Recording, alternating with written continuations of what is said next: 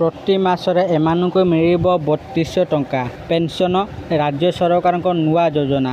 राज्य सरकार बड़ योजना प्रति मासरे सीनियर सिटीजन्स को मिलिबो 3200 लेखाए टंका। आसंतु जानिबा आज आमे एही नुआ योजना विषय जहाँ कि सीनियर सिटीजन पाई सरकार आनिचंती। एही योजना रे सेमानकु किपरि 3200 टंका मिलिबो आउ किपरि सेमाने एही योजना रे आवेदन करिवे आउ केउ सब डॉक्यूमेंट लागिबो। आसंतु से सबु विषय आमे वीडियो माध्यम रे जानिबा। तेनु वीडियो को आरंभ करबा पूर्वरु आपण समस्त को अनुरोध जेउ माने ए पर्यंत आम चैनल को सब्सक्राइब करनांती आपण माने एबे ही आम चैनल को सब्सक्राइब करंतु आउ एही वीडियो को बहुत मात्रा लाइक शेयर कमेंट करंतु।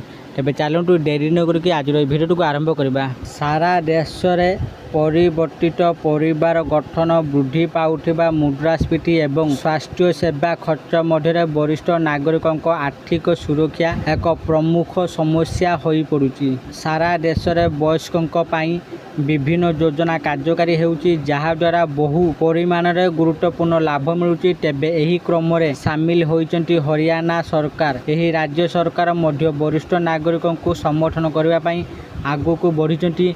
एथिपाई हरियाणा सरकार बार्धक्य सम्मान भत्ता योजना आरंभ करचंती। आज्ञा हाँ, हरियाणा सरकार एही उत्कृष्ट योजना आरंभ करचंती। बार्धक्य सम्मान भत्ता योजना को एक दृढ़ सामाजिक सुरक्षा कार्यक्रम भाव में डिजाइन करा जायछि। योजना विषय प्रमुख विवरणी हरियाणा सरकार बार्धक्य सम्मान भत्ता योजना एक गुरुत्वपूर्ण पदक्षेप।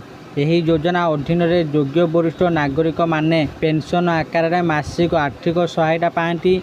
यही योजना हरियाणा सामाजिक न्याय एवं सशक्तिकरण विभाग द्वारा परिचालित। यार प्राथमिक उद्देश्य हेउची वृद्ध नागरिक मानक आर्थिक सहायता प्रदान करबा एवं सेमाने एक मर्यादापूर्ण जीवन यापन करबा निश्चित करबा। पेंशन सुविधा हरियाणा सरकार सामाजिक सुरक्षा योजना अधीन रे प्रदान करा जाउथवा पेंशन परिमाण वृद्धि करिसेंती। वर्तमान बार्धक्य सम्मान भत्ता योजना रे योग्य हिताधिकारी माने प्रति मासरे 3200 आर्थिक सहायता पाइबे। एही राशि सीधा सड़क हिताधिकारी बैंक अकाउंट को स्थानांतरित हुए। वार्षिक आधार रे जने वृद्ध व्यक्ति प्रति वर्ष 38,400 टंका आर्थिक सहायता पाती। किए एही सुविधा पाई परिबे? मुख्य योग्यता मानदंड आवेदनकारी बयस 60 वर्ष किंबा ताठारु अधिक होइथिबा आवश्यक।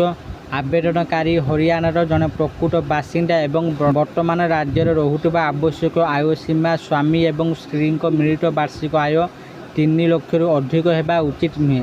यही सीमा एप्रिल 2023 रे वृद्धि करा जायतिला। सरकारी पेंशन लाभ पाउथिबा किंबा किछि निर्दिष्ट वर्गर हिताधिकारी भिन्न नियम प्रযোज्य होई पारे। वयस्क मानक पाई आर्थिक स्वाधीनता मासिक पेंशन वृद्ध मानक सेमानकर छोट किंबा गुरुत्वपूर्ण विभिन्न आवश्यकता पूरण करिबार सक्षम करथाय। यही परिमाण औषध खाद्य यात्रा एवं दैनंदिन खर्च पाई सहायक प्रमाणित हुए। आशा करछि आपण मानकु आज रही वीडियोटी निश्चित भाव में भल लगी आपण मैंने वीडियो देखी सबकि बुझी जाइए। यही योजना कौन आउ यही योजना रे किपरि आवेदन करेंगे, यही योजना क्यों सरकार बाहर करचंती आपण माने सबकि वीडियो माध्यम बुझी जाइए। तथापि मु आपण मानकु आउथरे कहि दउची यही योजना ओडिशा पाई नुहे। यही योजना हरियाणा सरकार बाहर करचंती। जो माने हरियाणार बासिंदा से माने ही यही योजना रे लाभ उठाई पारिबे। जदि आपण मानकु वीडियो भल लागि थाए दया करी वीडियो को बहुत मात्रा लाइक शेयर और कमेंट करंतु। आउ जो माने एपर्यंत आम चैनल को सब्सक्राइब करना आपण मानकु अनुरोध आपण माने एबे ही आम चैनल को सब्सक्राइब करंतु। आज पे ये फोन देखा आउ एक नुआ वीडियो से पर्यंत मु दीपू आपण मान विदा नौची। रहुची धन्यवाद।